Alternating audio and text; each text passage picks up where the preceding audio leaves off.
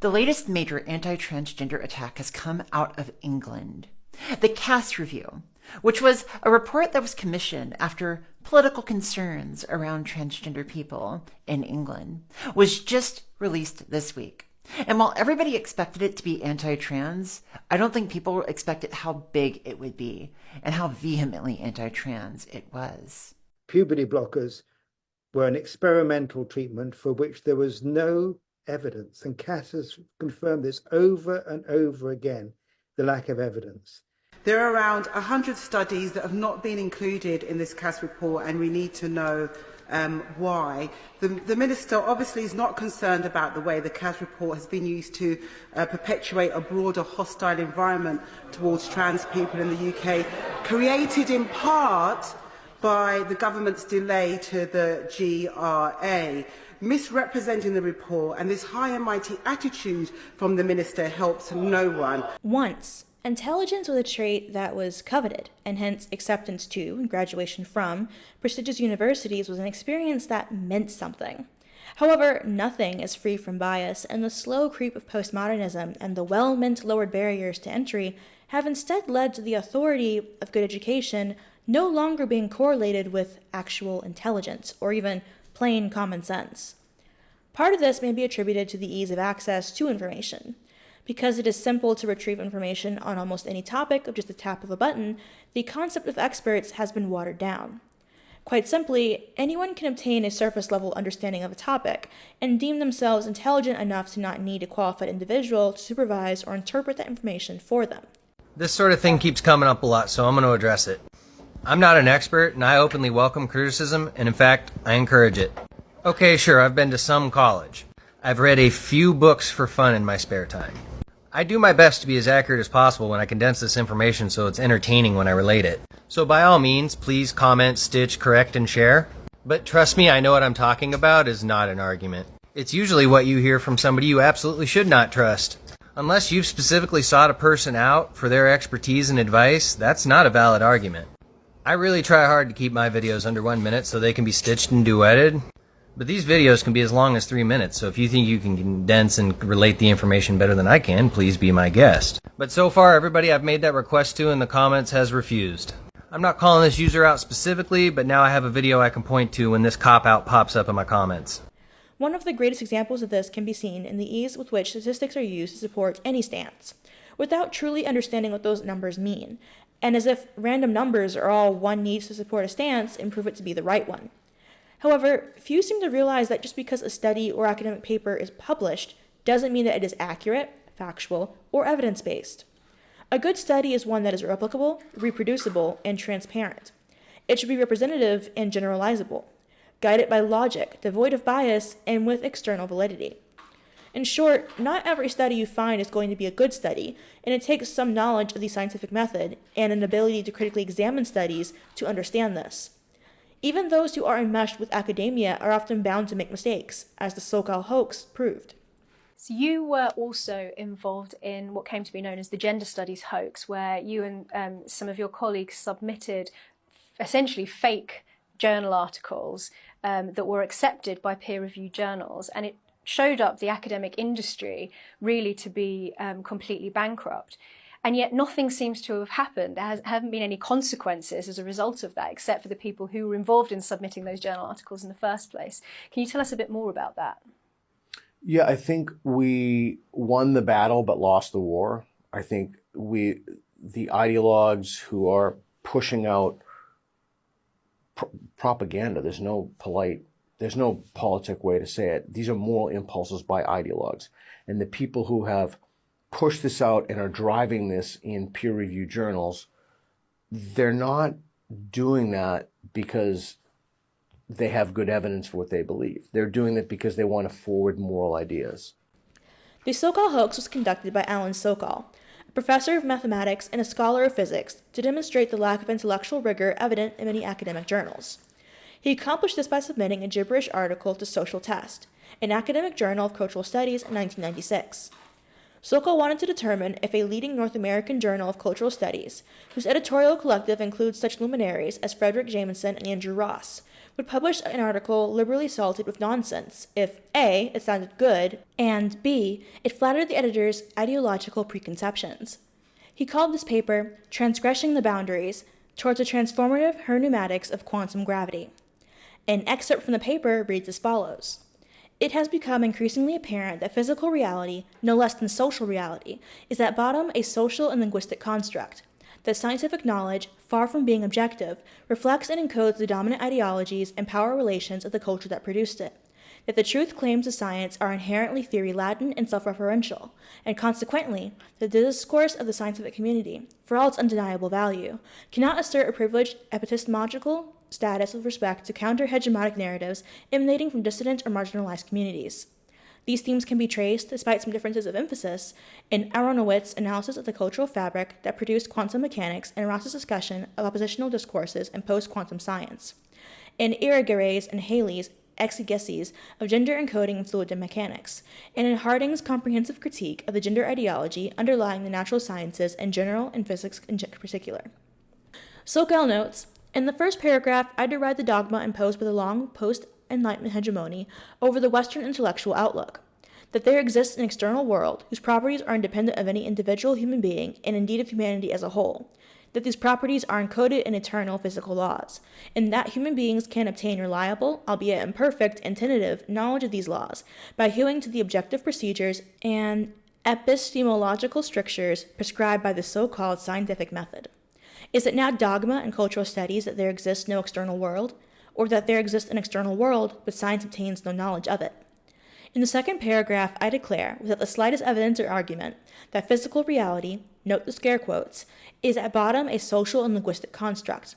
Not our theories of physical reality, mind you, but the reality itself. Fair enough. Anyone who believes that the laws of physics are mere social conventions is invited to try transgressing those conventions from the windows of my apartment. I live on the 21st floor. Throughout the article, I employ scientific and mathematical concepts in ways that few scientists or mathematicians could possibly take seriously.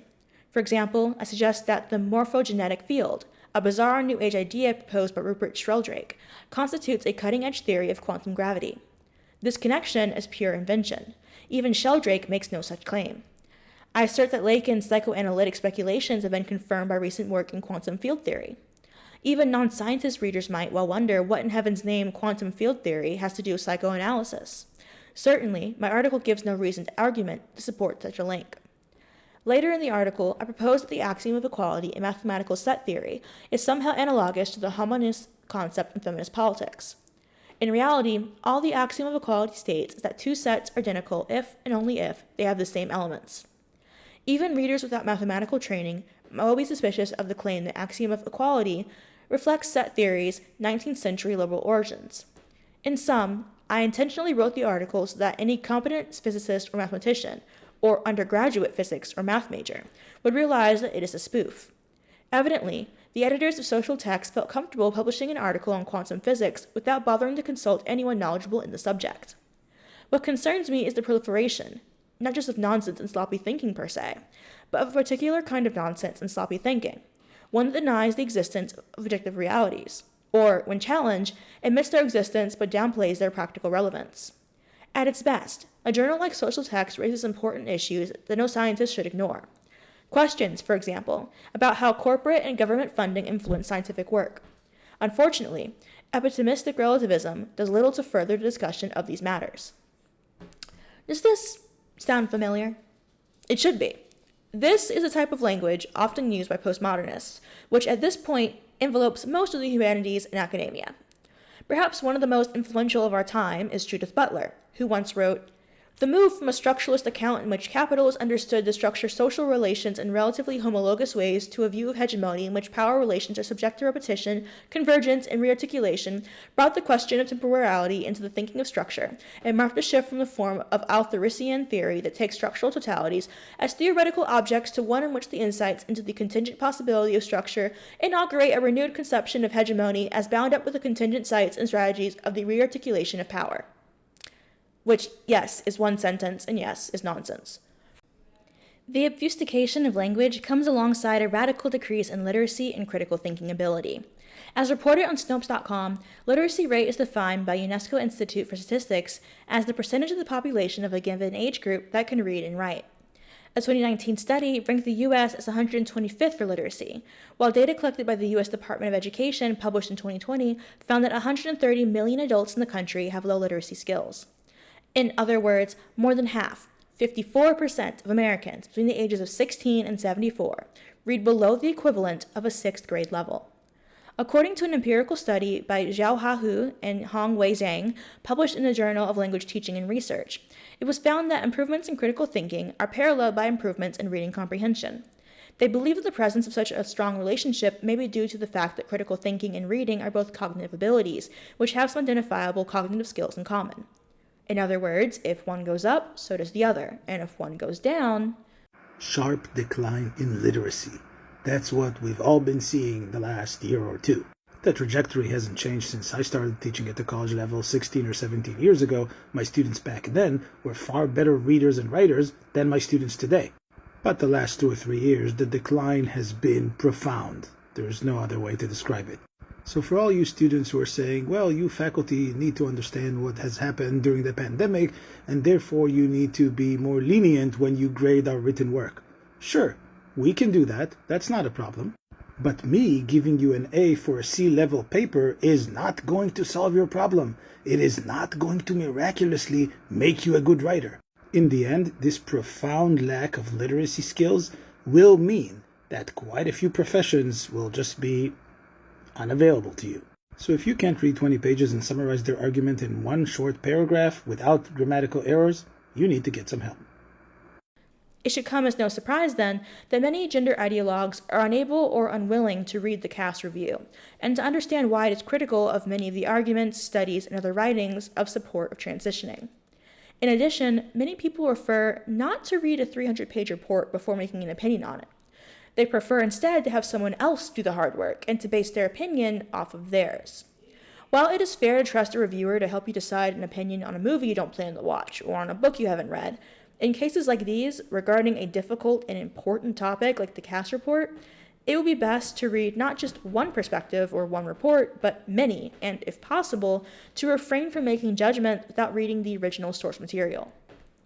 Claims of heterosexism, transphobia, and other forms of bigotry become obviously unfounded when even those who staunchly agree with you are admitting to the validity of the report you so disavow. Let's get to the reaction of Lauren Stoner, Chief Executive of the charity Mermaids. Lauren Stoner, thank you very much for being with us. I want to get you just to respond, first of all, if you wouldn't mind, to what Sue Evans says about political ideology capturing some of these groups and forcing this kind of treatment onto children. How do you respond to that? I think it's very difficult to suggest that that's the case. We have been supporting trans young people and their families for nearly 30 years. And over that time we have been focused on providing that support to young people and families who often struggle to find that support elsewhere. We were commissioned to provide some focus groups to the Cass Review, but otherwise we're not clinical professionals. We don't get involved in the decisions that are made between a young person, their family and their clinicians. Of course, one of the most common critiques is that the Cass Report found that many studies in support of gender transitioning were bad studies. So let's go over it. The Cass Review claims that it has looked at all of the evidence and determined that the evidence for puberty blockers and gender-affirming care for trans youth is remarkably weak. In doing so, it cast out 101 out of 103 studies that showed gender-affirming care is effective and safe for transgender youth everywhere. In the weeks after the report, the NHS has made changes in policy to reflect this. Although these changes are slow and often small, it marks an important change in the handling of gender-related services, as in the past few years, scientific rigor has been replaced with emotion-based guidelines and a refusal to critically examine or even cautiously proceed with experimental medicine. And given that our first duty to patients, and perhaps particularly to children, is to first do no harm, it's quite extraordinary how clinical services were penetrated by an ideology that seemed to enable them, or they gave into, or they participated in, the complete putting aside of the ordinary canons of clinical care. For example, chest feeding and other gender-neutral terms have recently been struck from hospital guidelines on language. Alongside this change, Victoria Atkins, the Health Secretary, will this week announce a series of changes to the NHS Constitution, which sets out patients' rights. Referring to people who have ovaries rather than women will also be prohibited under plans to ensure hospitals use clear language based on biological sex. The new constitution will ban transgender women from being treated on single-sex female hospital wards to ensure women and girls receive privacy and protection in hospitals. Patients will also be given the right to request that intimate care is carried out by someone of the same biological sex. Now, this won't undo cases such as the 2021 rape of a woman, wherein the hospital denied it could have occurred because of a refusal to acknowledge a biological male was on the floor, but hopefully it will prevent future cases.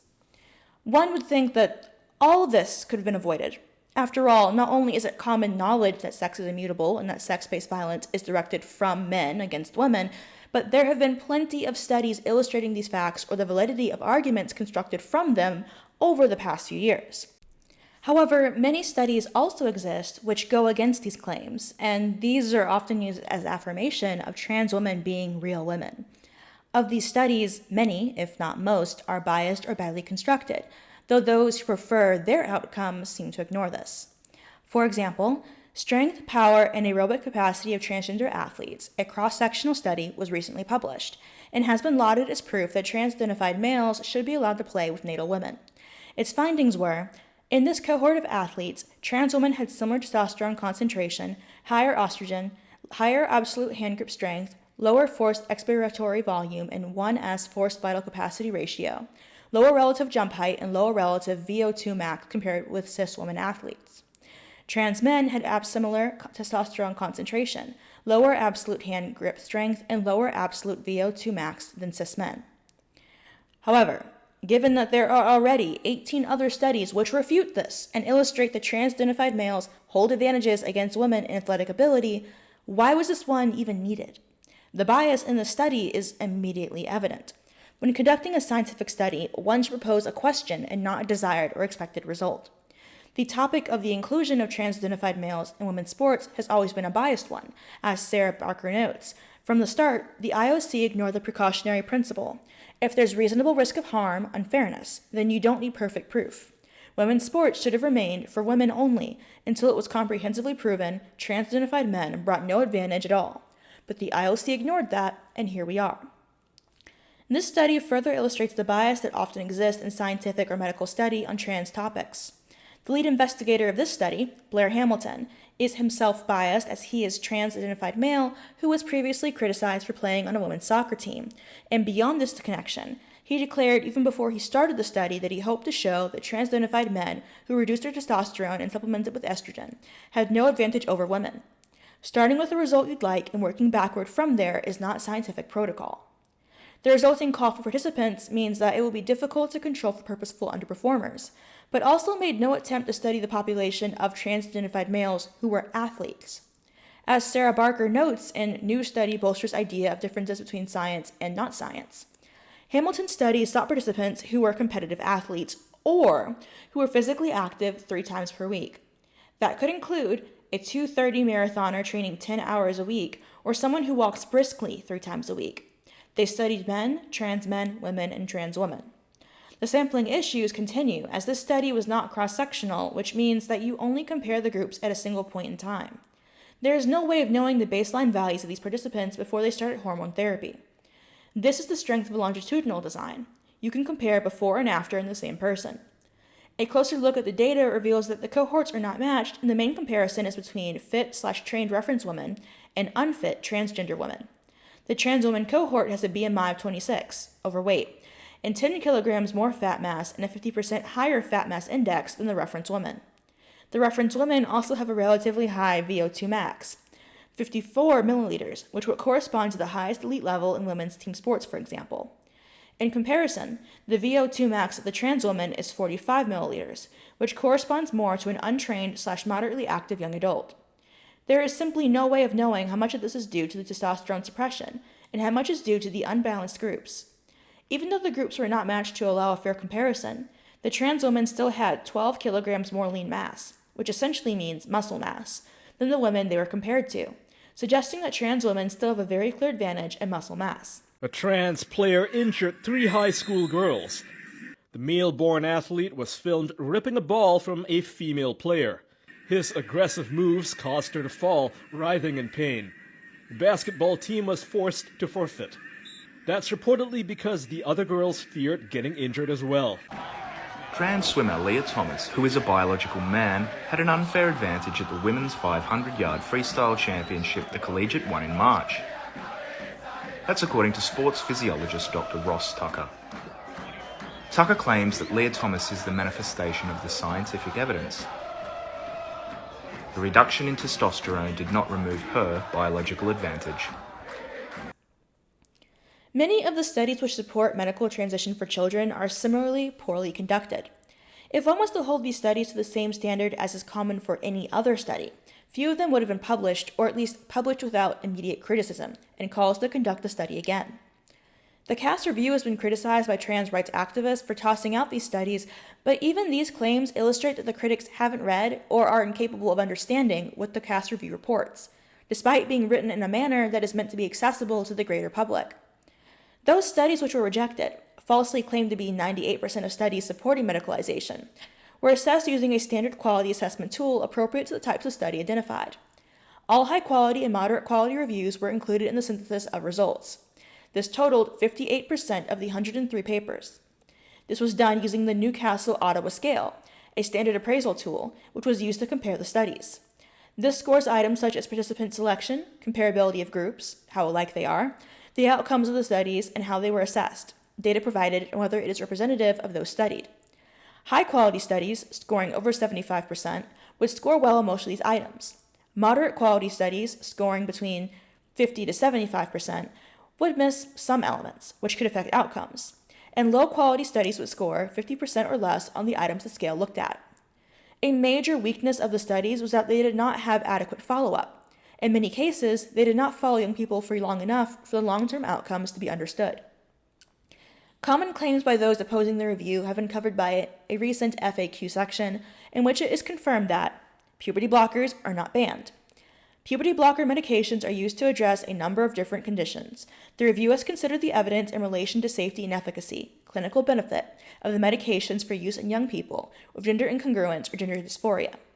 The review found that not enough is known about the longer-term impacts of puberty blockers for children and young people with gender incongruence to know whether they are safe or not, nor which children might benefit from their use. That the experience of trans people were listened to and researched. The review has been underpinned by an extensive program of proactive engagement, which is described in Chapter 1 of the report. The review has met with over 1,000 individuals and organizations across the breadth of opinion on this subject, but prioritized 2 categories of stakeholders: people with relevant lived experience, direct or as a parent/carer, and organizations working with LGBTQ+ children and young people generally. Clinicians and other relevant professionals with experience of and/or responsibility for providing care and support to children and young people within specialist gender services and beyond were also included. Why research on treatment for gender dysphoria is needed. The development of a new drug or treatment involves a number of steps to ensure that it is safe. There are minimal harms or side effects, and effective. There is a good chance that the drug will produce the intended benefit. If another treatment already exists for the condition, an important step to test is whether the new treatment is better and whether it is cost-effective. This is best quantified by undertaking a randomized trial. Sometimes a drug may have severe side effects, but if the condition is life-threatening, these side effects may be considered acceptable. For example, some chemotherapies for cancer. An important principle in treatment trials is equipoise. This means that the researchers genuinely do not know which treatment is better, the existing treatment or the new treatment. If they have very strong reasons to believe the new treatment is better or indeed worse, they cannot ethically carry out a trial. Occasionally, a trial may be stopped early if it is obvious that the new treatment is causing harm or is strongly beneficial. What the purpose of the review is. Answering the questions of how has the population of children presenting with gender dysphoria and/or gender-related distress changed over time? What are the appropriate referral, assessment, and treatment pathways for children of gender dysphoria and/or gender-related distress? What are the short, medium, and long-term outcomes for children with gender dysphoria and/or gender-related distress? Additionally, she notes, the strengths and weaknesses of the evidence based on the care of children and young people are often represented and overstated. both in scientific publications and social debate. The review also takes the time to note how the current treatment for gender dysphoria in children arose, starting with the Dutch Protocol. The Dutch Protocol arose out of the recognition of poor mental health outcomes for the adult transgender population, much of which was attributed to minority stress and difficulty passing in their expressed gender. This was supported by a 1998 case study, which for those unfamiliar refers to an in-depth study of an individual, typically because it would be unethical to reproduce or is unique in a way that is difficult to reproduce, which described a female to male transition where puberty blockers were started at age 13. The rationale for the approach was twofold: to support the diagnostic procedure by buying time to think and to improve the longer-term ability to pass in the preferred gender. Even at this time, the overlap of those suffering from gender dysphoria with those who are autistic or homosexual were noted, as the authors discussed the challenge in adolescents with an autistic spectrum disorder of disentangling whether gender dysphoria evolves from a general feeling of being just different, or whether a true core cross-gender identity exists. In May 2021, against official advice, I will stress that officials said you should not have this meeting. I met a young lady called Kira Bell. She was a lesbian who told me the horrific experience that she had in the Tavistock clinic. It was an eye-opening experience. I know that the member for Kirkcaldy and Cowdenbeath talked about transing away the gay in his speech in Westminster Hall debate. We are seeing, I would say, almost an epidemic of young gay children being told that they are trans and being put on a medical pathway for irreversible decisions, and they are regretting it. That is what I'm doing for young LGBT children. I am making sure that young people do not find themselves sterilized because they are being exploited by people who do not understand what these issues are. And I am saying this on the advice of clinicians, I'm saying this on the advice of academics. There are clinicians from the Tavistock who have been whistleblowing, talking about what these issues are. The Honourable Man tells me that he is traumatized. We are traumatized by what is happening to young children, and we are not going to run away from this issue any longer. This person is asking about a teen who is, first of all, on the autism spectrum, and secondly identifies as transgender. Now, first things first, I obviously can't comment on individual cases, and anyway, even if I could, I'm not a therapist, I am just a lowly neuroscientist. So at least I can speak to the literature around this topic. Thing number one is it's actually very common among the autistic community to identify as transgender or gender non-conforming. Autistics in general are more likely to identify as LGBTQIA than their allistic counterparts or non-autistic counterparts. Thing number two is that children and adolescents have much better mental health outcomes when they are allowed to explore their gender identity.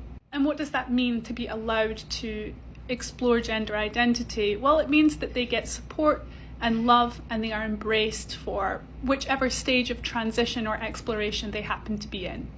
Being transgender is not a psychiatric diagnosis. There is no cure because it's not a pathology. It is, much like autism, just a different state of being. It's something that naturally happens in the brain. However, we do see higher rates of psychiatric diagnoses like depression and anxiety in people who identify as transgender or gender non-conforming as a result of the discrimination and prejudice they face. Any teenager just wants to feel loved and accepted and valued, and that's no different for transgender teens. The 70 patients in the study were a subset of a larger group of 111 cases, consecutively referred for puberty blockers.